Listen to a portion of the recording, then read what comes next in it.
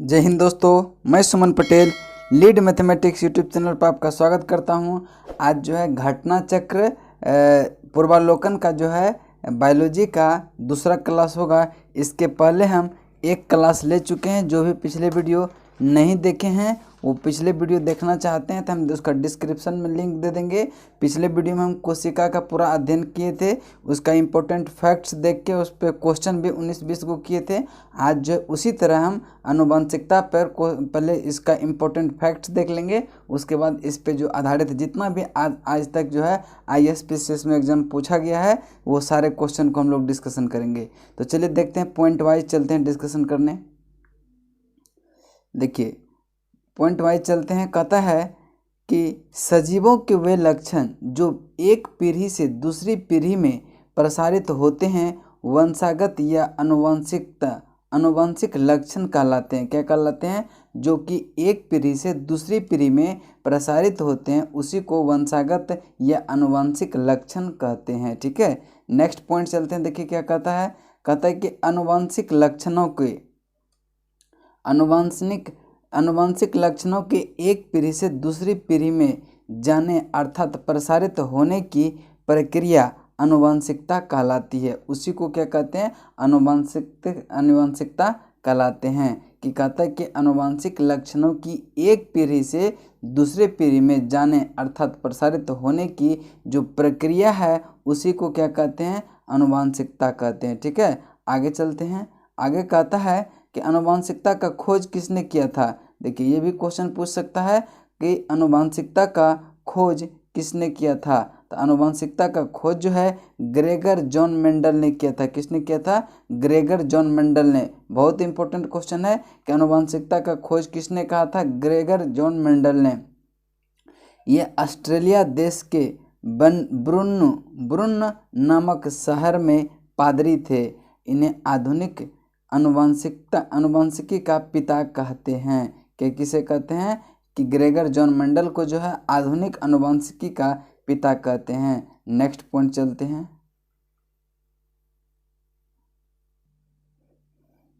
देखिए इन्होंने उद्यान मटर के पौधे में 7 लक्षणों की तुलनात्मक भिन्नता की वंशागति के संकर प्रयोग किए तथा उसका विस्तृत अध्ययन किए। किस पौधे पर किया था?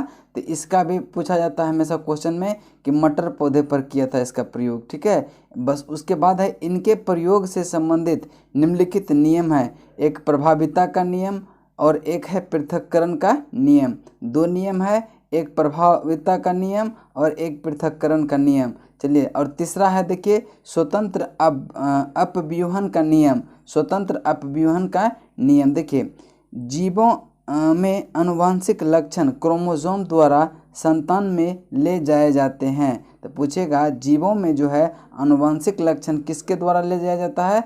तो क्रोमोसोम द्वारा जो है संतान में ले जाया जाता है। किसके द्वारा? क्रोमोसोम द्वारा। नेक्स्ट पॉइंट है। कहता है कि ये न्यूक्लियो प्रोटीन के बने होते हैं। किसके बने होते हैं? न्यूक्लियो प्रोटीन के बने होते हैं। क्रोमोसोम का नाम सर्वप्रथम वाल्डेयर 1888 में प्रस्तुत किया था। कहेगा क्रोमोसोम का नाम सर्वप्रथम किसने प्रस्तुत किया था? तो 1888 में वाल्डेयर ने। क्रोमोसोम पर स्थित DNA की बनी ऐसी अति सूक्ष्म संरचना है जो आनुवंशिक लक्षणों का धारण एवं उसका एक पीढ़ी से दूसरे पीढ़ी में स्थानांतरण करती है। जीन कहलाती है। क्या कहलाती है? वही जीन कहलाती है कि जो आनुवंशिक लक्षण का धारण एवं उनका पीढ़ी से दूसरी पीढ़ी में स्थानांतरण करती है उसी को क्या कहते हैं? हम जीन कहते हैं। जीन जीवों के शरीर में आनुवंशिकता की मूलभूत इकाई है। बोलेगा जीन जो है जीवों की शरीर में आनुवंशिकता की मूल इकाई है। ठीक है, आगे चलते हैं। कहता है कि सामान्यतः किसी प्रजाति में गुणसूत्र यानी क्रोमोसोम की संख्या निश्चित व अस्थिर कांस्टेंट रहती है। गुणसूत्र की संख्या आयु अथवा वजन के साथ परिवर्तन नहीं होता है। जो गुणसूत्र होता है वह क्या होता है, निश्चित होता है, यानी कांस्टेंट होता है। वह जो है वजन और आयु के अनुसार परिवर्तित नहीं होती है। नेक्स्ट पॉइंट चलते हैं। किसी भी जीव के डीएनए में विद्यमान समस्त जीनों का अनुक्रम जो है क्या कहलाता है, जीनोम कहलाता है।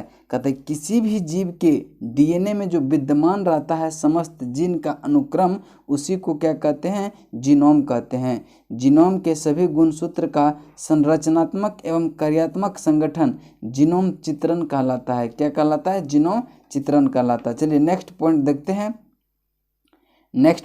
देखिए जो भी इसको ध्यान से सुनेंगे उससे रिलेटेड देखिए हम आगे क्वेश्चन पढ़ेंगे। एक भी क्वेश्चन आपका नहीं छूटेगा। और एग्जाम में जितना भी एग्जाम होता है, चाहे कुछ चीज़ का भी एग्जाम ले लीजिए, दरोगा, एनटीपीसी, कोई भी चीज़ का एग्जाम लीजिए, साइंस का क्वेश्चन नहीं छूटेगा अगर पूरा सीरीज आपने कवर कर लिया तो चलिए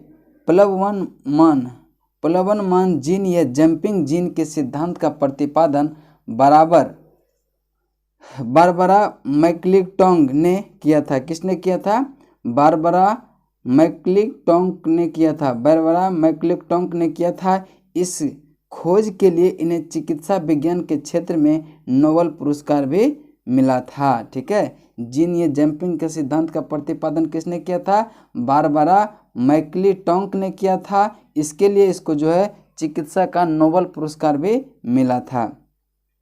इन्होंने मक्का के पौधे पर अपना अनुसंधान किया था। बारबरा मैक्लिंटॉक ने जो है किस पे अनुसंधान किया था, मक्का के पौधे पर अनुसंधान किया था। अध्ययन के तौर पर उन्होंने देखा कि जंपिंग जीन्स द्वारा जो आनुवंशिक परिवर्तन होते हैं उसमें मक्का के दाने पर कुछ धब्बे स्पॉट्स पड़ जाते हैं। नए प्रयोग के आधार पर यह निष्कर्ष निकाला गया कि सभी कोशिका में डीएनए के खंड होते हैं। क्या होता है, सभी कोशिका में जो है डीएनए के खंड होते हैं जिन्हें जो है ट्रांसपोजेबल या फिर ट्रांसपोजोन कहते हैं, जिनका विकास की प्रक्रिया में महत्वपूर्ण योगदान है। चलिए आगे पॉइंट चलते हैं। अगला पॉइंट है, कहता है कि जीव कोशिका के दो प्रकार के न्यूक्लिक अम्ल, जीव कोशिका में दो प्रकार के न्यूक्लिक अम्ल जिस डीएनए व आरएनए होते हैं। जीव कोशिका में कितने प्रकार के न्यूक्लिक अम्ल होते हैं, दो प्रकार के, डीएनए और आरएनए। अब देखेंगे कि ये न्यूक्लियोटाइड के बहुलक है, अर्थात ये बहुत से न्यूक्लियोटाइड से मिलकर बनते हैं। प्रत्येक न्यूक्लियोटाइड 3 अणु से मिलकर बनता है।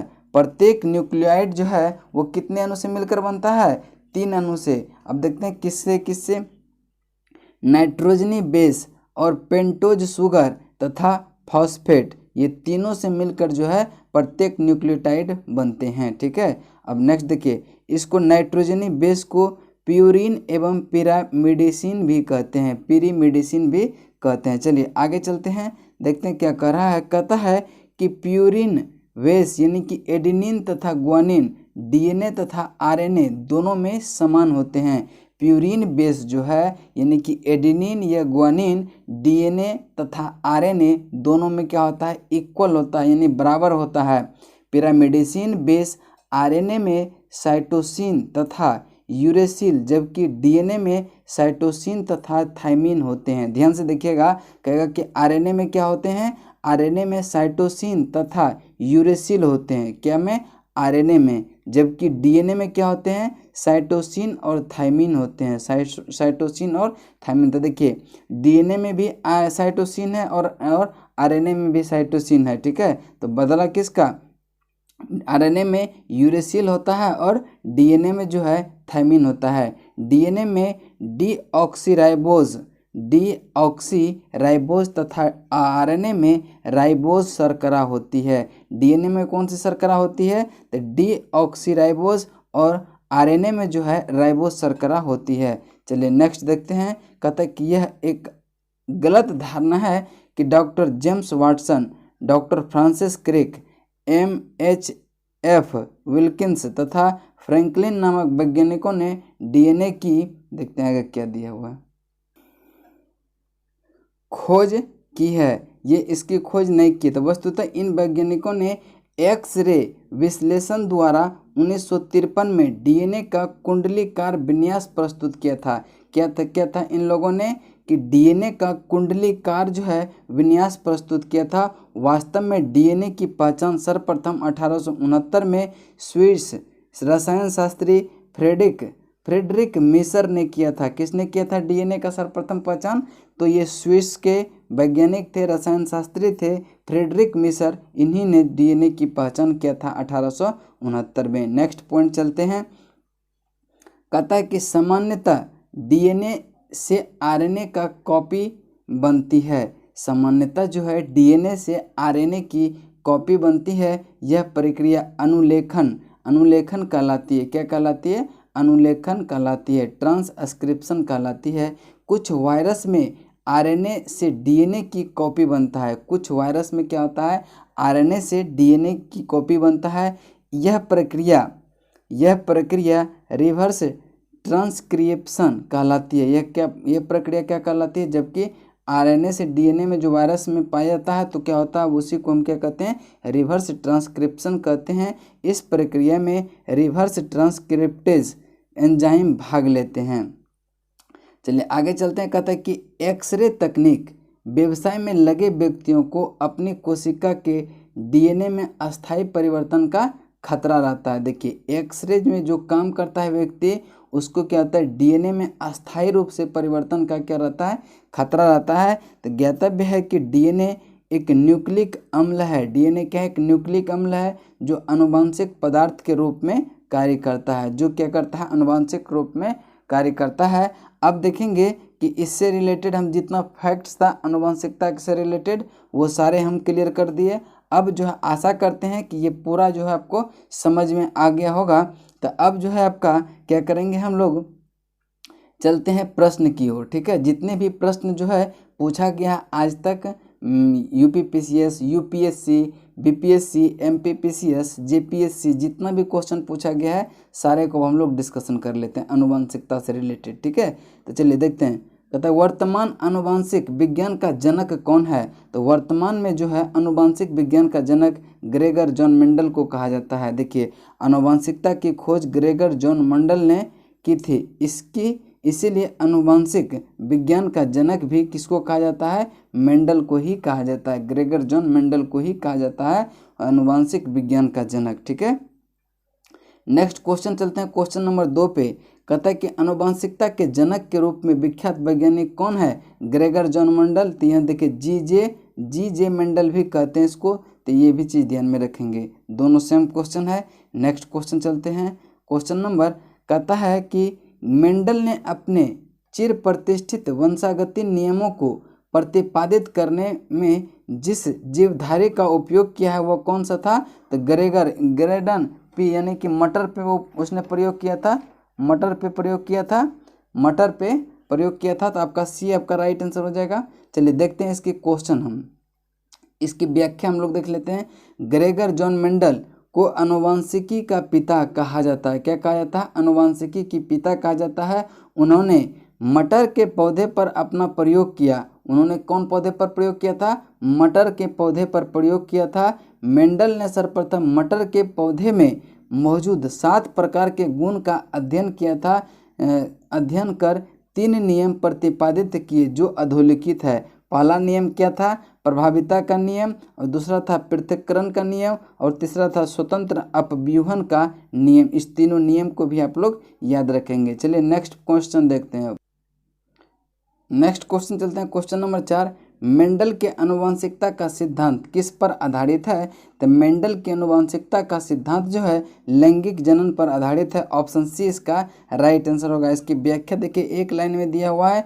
मेंडल के आनुवंशिकता का सिद्धांत लैंगिक जनन पर आधारित है। लैंगिक जनन पर आधारित है। नेक्स्ट चलते हैं क्वेश्चन नंबर 5 पे। कहते हैं कि जीनोम चित्रण का इससे संबंध है। जीनोम चित्रण का किससे संबंध है? तो इसका जीन्स का चित्रण से संबंधित है। ऑप्शन बी इसका राइट आंसर होगा। चलिए देखते हैं इसकी व्याख्या। कहता है कि जीनोम मैपिंग का संबंध जीन्स के चित्रण से है। किससे है? जीन्स के चित्रण से है। किसी भी जीव के डीएनए में विद्यमान समस्त जीवनों का समस्त जीनों का अनुक्रम क्या कहलाता है? जीनोम कहलाता है। पिछले में भी हम डिस्कशन कर चुके हैं।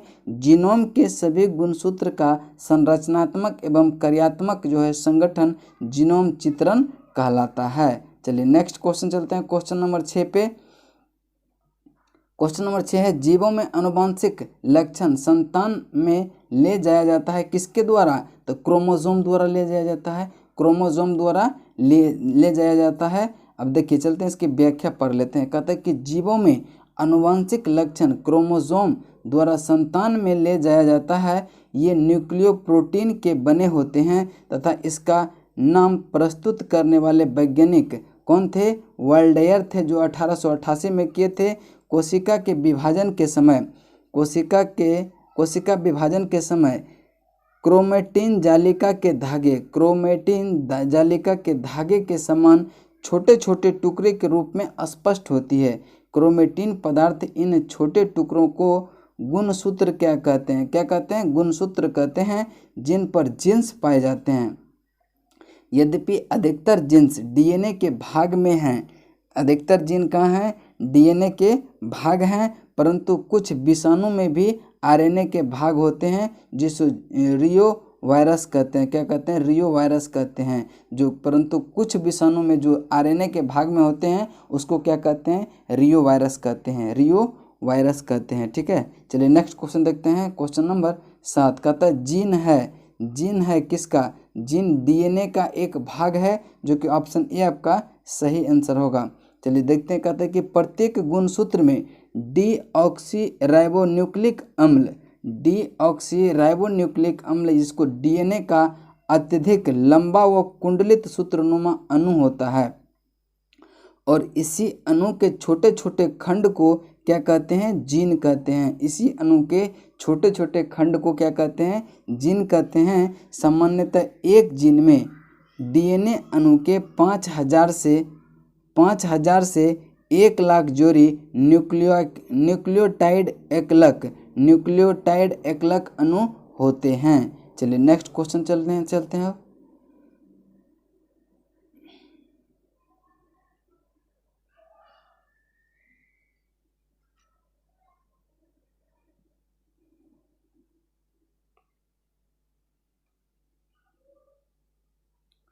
नेक्स्ट क्वेश्चन चलते हैं, क्वेश्चन नंबर 8 पे। कहता है कि हमारे शरीर में आनुवंशिकता की इकाई को क्या कहते हैं? तो हमारे शरीर में आनुवंशिकता की इकाई को जीन कहते हैं। चलिए नेक्स्ट क्वेश्चन चलते हैं आपका, क्वेश्चन नंबर, देखिए इसका व्याख्या पढ़ लेते हैं पहले। 8 नंबर का व्याख्या देखिए, क्रोमोसोम पर स्थित डीएनए की बनी ऐसी अति सूक्ष्म संरचना जो आनुवंशिक लक्षणों का धारण एवं उसका एक पीढ़ी से दूसरे पीढ़ी में स्थानांतरण करती है, जीन कहलाती है। क्या कहलाती है? जीन कहलाती है। जीन जो है जीवों के शरीर में आनुवंशिकता का मूलभूत क्या है? इकाई है। नेक्स्ट क्वेश्चन चलते हैं, क्वेश्चन नंबर 9 पे। किसी भी प्रजाति में गुणसूत्र की संख्या अस्थिर होती है। क्या होती है? अस्थिर होती है। अभी हम बताए थे कि किसी भी प्रजाति में गुणसूत्र की संख्या जो है अस्थायी होती है, वह परिवर्तित नहीं होती है। चलिए इसकी कुछ व्याख्या देख लेते हैं। किसी भी प्रजाति में गुणसूत्र यानी क्रोमोसोम की संख्या निश्चित व अस्थिर कांस्टेंट रहती है। गुणसूत्र की संख्या आयु अथवा वजन के साथ परिवर्तित नहीं होती है। ठीक है, नेक्स्ट क्वेश्चन चलते हैं, क्वेश्चन नंबर 10 पे। जीव कोशिका के आनुवंशिक लक्षण में नियंत्रण में निम्न में से कौन सा उत्तरदायी है? तो ये जो है डीएनए उत्तरदायी होता है। जीव कोशिका में आनुवंशिक लक्षणों के नियंत्रण में निम्नलिखित में से कौन सा उत्तरदायी है? तो डीएनए उत्तरदायी है। डीएनए देखिए, जीव कोशिका में आनुवंशिक लक्षणों के नियंत्रण में डीएनए जो है उत्तरदायी होता है। चलिए आगे चलते हैं, क्वेश्चन नंबर 11 पे। कहता है कि प्लवनमान जीन जंपिंग जीन के सिद्धांत का प्रतिपादन किसने किया था? तो ये बारबरा मैक्लिंटॉक ने किया था। बारबरा मैक्लिंटॉक ने किया था, जिसके लिए इसको नोबेल पुरस्कार भी मिला था। देखिए, प्लवनमान जीन जंपिंग जीन के सिद्धांत के प्रतिपादक बारबरा मैकलिक टोंक थे, जिन्हें जो है 1983 में विशेष अनुसंधान के चिकित्सा के विज्ञान में के क्षेत्र में क्या होता नोबेल पुरस्कार से सम्मानित किया गया था। अब चलते हैं, इन्होंने कौन पौधा पर आनुवंशिकता का अध्ययन किया था? मक्का के पौधा पर। मक्का के पौधा पर आनुवंशिकता का अध्ययन किया था। करते समय देखा कि कुछ आनुवंशिक तत्व एक गुणसूत्र में एक स्थान से दूसरे स्थान जाने में समर्थ है। क्या है? जाने में समर्थ है। अध्ययन के तौर पर इन्होंने देखा कि जंपिंग जीन्स द्वारा जो आनुवंशिक परिवर्तन होते हैं उसमें मक्का के दाने पर कुछ धब्बे स्पॉट्स पड़ जाते हैं। नए प्रयोग के आधार पर यह निष्कर्ष निकाला गया कि सभी कोशिका में डीएनए के खंड होते हैं। डीएनए के खंड होते हैं जिन्हें क्या कहते हैं? जिन्हें ट्रांसपोजेबल, जिसको ट्रांसपोजेबल तत्व या फिर ट्रांसपोजन कहते हैं। ट्रांसपोजेबल तत्व या फिर ट्रांसपोजोन कहते हैं, जिसका विकास की प्रक्रिया में महत्वपूर्ण योगदान है। चलिए अब नेक्स्ट देखते हैं, नेक्स्ट क्वेश्चन चलते हैं। नेक्स्ट क्वेश्चन है 12 नंबर, कहता है डीएनए में उपलब्ध कौन सी यौगिक अमीनो अम्ल नहीं बनाता है? तो टायरोसिन जो है अमीनो अम्ल नहीं बनाता है, जबकि एडेनिन, गुआनिन और साइटोसिन जो है ये जो है अमीनो अम्ल बनाती है। चलिए देखते हैं इसकी व्याख्या पे। व्याख्या है कि एडेनिन, गुआनिन और साइटोसिन अमीनो अम्ल बनाते हैं। बोलेगा अमीनो अम्ल कौन कौन से बनाते हैं? तो एडेनिन, गुआनिन और साइटोसिन जो है अमीनो अम्ल बनाते हैं। टायरोसिन एक अधात्विक अमीनो अम्ल, नॉन इसेंशियल अमीनो अम्ल है, जो कि स्तनियों के शरीर में ही निर्मित होती है। टायरोसिन नामक अमीनो अम्ल डीएनए में मौजूद एक यौगिक है जो अमीनो अम्ल नहीं बनता है। डीएनए एक न्यूक्लिक अम्ल है जो कि जीवों के लक्षण के संकेत सूचनाओं को जन्मपत्री की भांति जनकों से संतान में पहुंचाने का कार्य करती है। चलिए आगे चलते हैं। आपका क्वेश्चन नंबर 13 कहता है कि डीएनए में मौजूद शर्करा होती है। तो डीएनए में मौजूद शर्करा जो होती है डीऑक्सीराइबोज होती है। डीऑक्सीराइबोज को डीएनए कहते हैं और आरएनए को क्या कहते हैं? राइबोन्यूक्लिक अम्ल कहते हैं। राइबोन्यूक्लिक अम्ल कहते हैं। डीएनए को डीऑक्सीराइबोज कहते हैं। ठीक है, दोनों चीज़ ध्यान में रखेंगे। चलिए देखते हैं इसकी व्याख्या। कहता है कि जीव कोशिका में दो प्रकार के न्यूक्लिक अम्ल होते हैं, डीऑक्सीराइबोन्यूक्लिक अम्ल अर्थात डीएनए और राइबोन्यूक्लिक अम्ल अर्थात आरएनए। प्रत्येक न्यूक्लिक अम्ल के संयोग में 4 प्रकार के न्यूक्लियोटाइड अणु भाग लेते हैं। डीएनए मुख्यतः केंद्र में होता है और इसके न्यूक्लियोटाइड अणु में शर्करा डीऑक्सीराइबोज तथा नाइट्रोजनी समक्षार डीएनए, गुआनिन, थाइमिन व साइटोसिन होता है। इसके विपरीत आरएनए मुख्य कोशिका के साइटोसॉल में होते हैं और इसके न्यूक्लियोटाइड अणु में शर्करा, राइबोज तथा नाइट्रोजनी समक्षार एडेनिन, गुआनिन, यूरेसिल व साइटोसिन होता है। ठीक है, इसको भी आप ध्यान में रखेंगे। नेक्स्ट क्वेश्चन चलते हैं क्वेश्चन नंबर 14 पे। डीएनए की खोज किसने की थी? तो देखिए डीएनए की खोज किसने की थी? फ्रेडरिक मीसर ने किया था। किसने किया था? फ्रेडरिक मीसर ने किया था। तो देखिए जेम्स वाटसन, यहाँ देखिए कोई ऑप्शन में नहीं है, ये बीपीएससी 2018 का क्वेश्चन है। इसका मतलब इसका ऑप्शन क्या हो जाएगा? ई हो जाएगा। चलिए इसकी व्याख्या देख लेते हैं। कहता है कि यह गलत धारणा है कि डॉक्टर जेम्स वाटसन और फ्रांसिस क्रिक, MHF विल्किंसन और फ्रैंकलिन नामक वैज्ञानिकों ने डीएनए की खोज की थी। ये सब जो है गलत अवधारणा है। ठीक है, ये नहीं किए थे। और कहता है कि वस्तुतः इन वैज्ञानिकों ने क्या किए थे? एक्स-रे विश्लेषण द्वारा 1953 में डीएनए का कुंडलीकार विन्यास प्रस्तुत किया था। डीएनए का जो है कुंडलीकार विन्यास प्रस्तुत किसने किया था? तो ये जो है ये सब वैज्ञानिक जो था, जेम्स वाटसन था, फ्रांसिस क्रिक था, विल्किंसन था, ये सब ने क्या किया था कि डीएनए का कुंडलीकार विन्यास प्रस्तुत किया था 1953 में। वास्तव में जो डीएनए का पहचान सर्वप्रथम 1800 कब के था 1869 में स्विस के एक रसायन शास्त्री थे फ्रेडरिक मिशर ने किए थे, फ्रेडरिक मिशर ने। चलिए नेक्स्ट क्वेश्चन चलते हैं, क्वेश्चन नंबर 15 पे।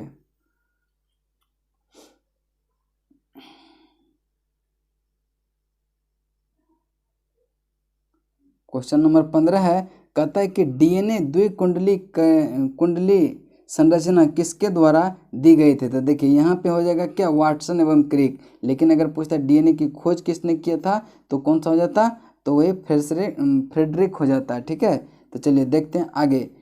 James Watson, Francis Crick, James Watson, Francis Crick, MHF Wilkinson तथा फ्रैंकलिन नामक वैज्ञानिकों ने एक्स रे विश्लेषण द्वारा डीएनए के द्विकुंडलीकरण की संरचना प्रस्तुत किया था। इसके अनुसार एक सीढ़ी की भांति डीएनए का अणु सीधा नहीं होता है, बल्कि क्या होता है, सर्पिलाकार सीढ़ी सदृश अर्थात द्विकुंडलिनी डबल हेलिकल संरचना के रूप में होती है। एक डीएनए कुंडली में, कहता है कि एक डीएनए कुंडली में एक बार पूरा घुमाव 3.4 नैनोमीटर लंबा होता है। इस पूरे घुमाव में 10 क्षारक युग्म होते हैं। प्रत्येक क्षारक युग्म परस्पर 0.34 नैनोमीटर की दूरी पर होते हैं। द्विकुंडलित डीएनए अणु का व्यास जो है 2 नैनोमीटर या फिर 20 एंगस्ट्रम होता है। द्विकुंडलित डीएनए का अणु का जो व्यास होता है वह 2 नैनोमीटर या 20 एंगस्ट्रम होता है। चलिए आगे क्वेश्चन देखते हैं, क्वेश्चन नंबर 16 पे कहता है राइबोजाइम्स होते हैं। तो राइबोजाइम्स क्या होते हैं, ये आरएनए होते हैं, आरएनए होते हैं। देखिए राइबोन्यूक्लिक एसिड एंजाइम, ये राइबोजाइम्स आरएनए अणु है जो विशिष्ट जैव रासायनिक प्रक्रिया को उत्प्रेरित करने की क्षमता रखता है। तो देखिए यहाँ देखिए राइबोजाइम्स पूछ दिया है, और यहाँ पे पूछ सकता है राइबोन्यूक्लिक एसिड एंजाइम भी पूछ सकता है, वो आरएनए का अणु है। ठीक है, कहता है कि आरएनए के इस उत्प्रेरक गुण कैटलिस्ट प्रॉपर्टीज की खोज के लिए थॉमस आर केच तथा सिडनी अल्टमैन को वर्ष 1989 में नोबेल पुरस्कार प्रदान किया गया था। किसको थॉमस केच और सिडनी अल्टमैन को जो है 1989 में क्या हुआ था, नोबेल पुरस्कार भी दिया गया था। चलिए नेक्स्ट क्वेश्चन चलते हैं, क्वेश्चन नंबर 17 पे।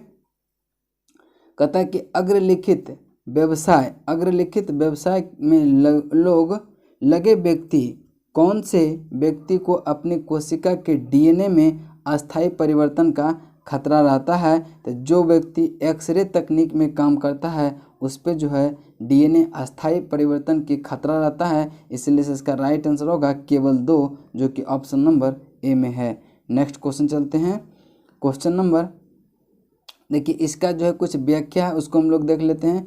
कहता है एक्सरे तकनीक व्यवसाय में लगे व्यक्ति को अपनी कोशिका के डीऑक्सीन्यूक्लिक अम्ल डीएनए में अस्थायी परिवर्तन का खतरा रहता है। डीएनए एक न्यूक्लिक अम्ल है जो आनुवंशिक पदार्थ के रूप में कार्य करता है। तो आज जो है आपका आनुवंशिकता चैप्टर यहाँ पे पूरा कंप्लीट हो जाता है कि इम्पोर्टेंट फैक्ट्स के साथ साथ क्वेश्चन भी आपका कंप्लीट हो गया। ठीक है, तो चलिए फिर नेक्स्ट वीडियो में हम मिलेंगे, तब तक के लिए जय हिंद जय भारत।